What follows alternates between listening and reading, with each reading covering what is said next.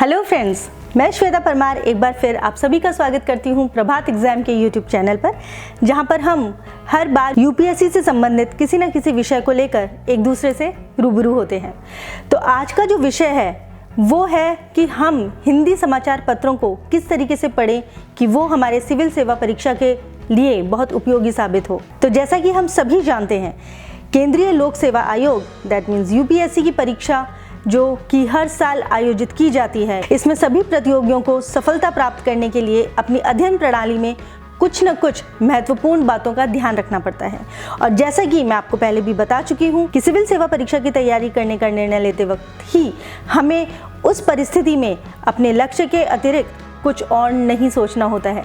इसलिए प्रतियोगी इस परीक्षा की तैयारी के लिए और किसी रणनीति के अंतर्गत हर वो अध्ययन करते हैं जो उनके लिए ज़रूरी होता है। और इस अध्ययन यात्रा का एक बहुत महत्वपूर्ण भाग है दैनिक अखबार, मतलब डेली न्यूज़पेपर। हिंदी माध्यम के अभ्यर्थी कई दैनिक अखबार पढ़ते हैं जिनके माध्यम से वो परीक्षा उपयोगी कुछ न कुछ महत्वपूर्ण नोट्स बना लेते हैं। तो अगर हम ये बात कहें कि यूपीएससी में किस तरीके के सवाल पूछे जाते हैं, तो शायद हमारा जवाब ये होगा कि यूपीएससी में आपसे सीधे सवाल नहीं पूछे जाते, बल्कि वे आपसे कुछ भी कहीं से भी पूछ सकते हैं। और इसके लिए आपको अखबार की सारी खबरें पढ़ने का जोखिम उठाना भी सही नहीं है। यूपीएससी की परीक्षा के दृष्टिकोण से हिंदी अखबारों में संबंधित अध्ययन की सामग्री का हालांकि बहुत सीमित स्थान है। वो इसलिए क्योंकि वे केवल उन समाचारों को प्रकाशित करते हैं जो उनके लिए उपयोगी या फिर संबंधित होते हैं। यही कारण है कि विभिन्न स्रोतों से समाचार एकत्रित करने का काम आपका है। और ये कैसे होगा, ये मैं आपको बताती हूँ। कुछ प्रमुख अखबारों का नाम मैं आपको बताती हूँ, नोट कर लीजिएगा दोस्तों। दैनिक Tribune, Dainik Bhaskar, Dainik Jagran, Navbharat Times, Business Standard, Economic Times, Dainik Navjyoti और ऐसे ही कुछ अन्य प्रमुख समाचार पत्र जैसे कि बीबीसी हिंदी, जो कि हमें ऑनलाइन मिल जाएंगे, साप्ताहिक या मासिक आर्थिक बुलेटिन, जो कि हमें ऑनलाइन मिल जाएंगे। तो अगर मैं पत्रकारिता और अखबार के स्तर के बारे में बात करूं, तो सामाजिक, राजनीतिक, सांस्कृतिक आदि हर मुद्दे का विश्लेषण और निष्पक्षता तथा आत्मीयता के संतुलन को बनाए रखना बहुत ज़रूरी होता है। और यही कारण होता है कि यूपीएससी परीक्षा की तैयारी में और इसमें पूछे जाने वाले प्रश्नों में इस दृष्टिकोण को बहुत महत्वपूर्ण दृष्टि से देखा जाता है।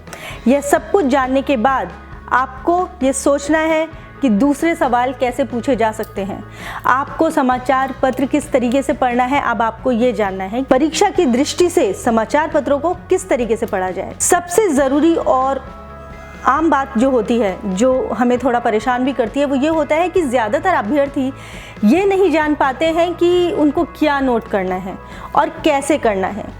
तो मैं आपको ये बताना चाहूँगी कि सबसे पहले आपको परीक्षा के पाठ्यक्रम को भली भांति विश्लेषण करना होगा, जिससे आपको यह पता चलेगा कि आपको किस विषय को पढ़ना है और किस विषय को नहीं पढ़ना है।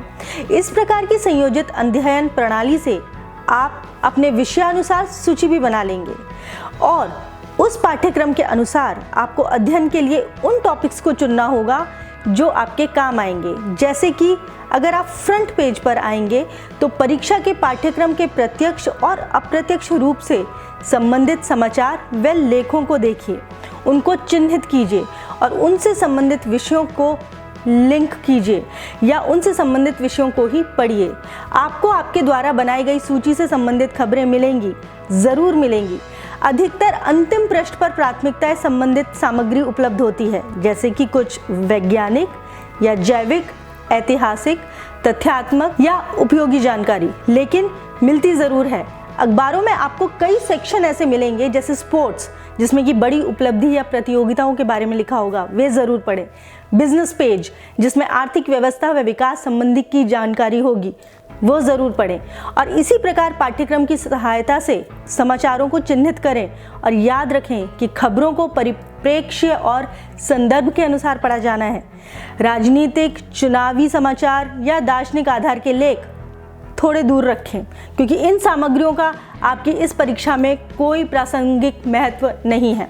अभ्यर्थी को ये याद रखना है कि मैं एक नोटबुक लेकर बैठा हूँ या बैठी हूँ और किस तरीके से मुझे सारे बिंदुओं को नोट करना है। प्रमुख रिपोर्ट्स देखें जैसे सरकारी योजनाएं, परियोजनाएं, ग्लोबल रिपोर्ट्स देखें जैसे IMF, WV, WHO, संयुक्त राष्ट्र संघ, NGO, WEF आदि।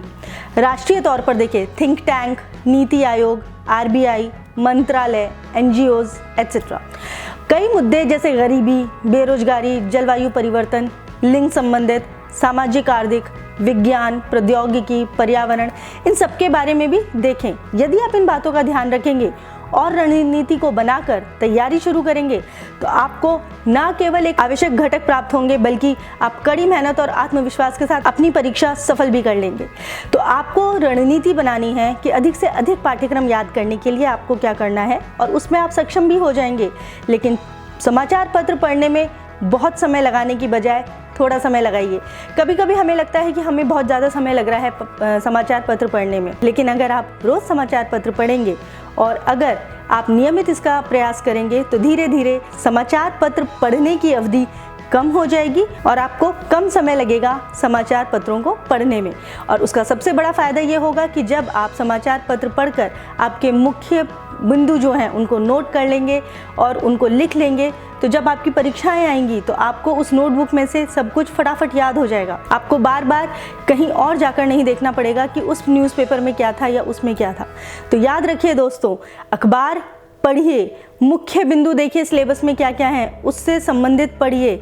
हर चीज़ आपको अखबारों में मिल जाएगी, जो पढ़ना है वही पढ़िए और आपको कामयाबी ज़रूर मिलेगी। क्योंकि जो भी तैयारी हम कर रहे हैं मेंस की, प्रीलिम्स की, इंटरव्यू की, जितनी वो ज़रूरी है, जैसे निबंध समझना ज़रूरी है, जैसे और विषय समझना ज़रूरी है, ऐसे ये समझना भी बहुत ज़रूरी है कि समाचार पत्रों को किस तरीके से पढ़ा जाए, क्योंकि वो भी आपके लिए सफलता में एक बहुत बड़ा साथ देते हैं। तो ये थे मेरे कुछ सुझाव आपको समाचार पत्रों के बारे में बताने की कि आप उसे किस तरीके से पढ़िए और अपनी तैयारी कीजिए।